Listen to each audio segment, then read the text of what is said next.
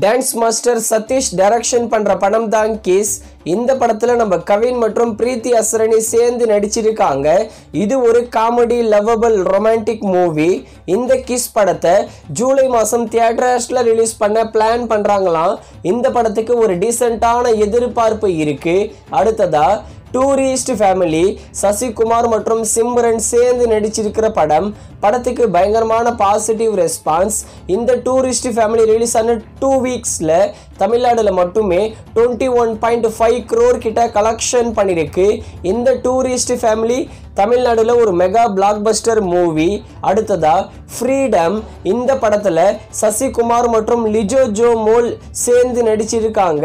இந்த ஃப்ரீடம் படத்தை வர ஜூலை 10ஆம் தேதி தியேட்டர்ஸ்ல ரிலீஸ் பண்ண போறோம்னு அஃபிஷியலாவே சொல்லியிருக்காங்க. அடுத்ததா இம்மோர்டல். இந்த படத்துல ஜிவி பிரகாஷ் மற்றும் கயட்டு லோஹர் சேர்ந்து நடிச்சிருக்காங்க. இந்த இம்மோர்டல் படத்தோட ஃபர்ஸ்ட் லுக் போஸ்டர் மற்றும் செகண்ட் லுக் போஸ்டர் வந்திருக்கு. நீங்க ஸ்கிரீன்ல பாக்குறீங்களே, இந்த போஸ்டர்கள் தான். அடுத்ததா கேங்கர்ஸ். நம்ம சுந்தர் சி டைரக்ஷன்ல சுந்தர் சி வடிவேலு சேர்ந்து நடிச்சிருக்கிற படம். இந்த கேங்கர்ஸ் படம் எதிர்பார்த்த அளவுக்கு போகல. தமிழ்நாடுல மட்டுமே 10 crore உள்ளதான் கலெக்ஷன் பண்ணிருக்கு. படமும் அவ்வளோலாம் இல்லை. இந்த கேங்கர்ஸ் படத்தோட டிஜிட்டல் ரைட்ஸை இந்தியாவில் சன் NXTயும் ஓவர்சீஸில் 10 கோடி தான் வாங்கியிருக்காங்க.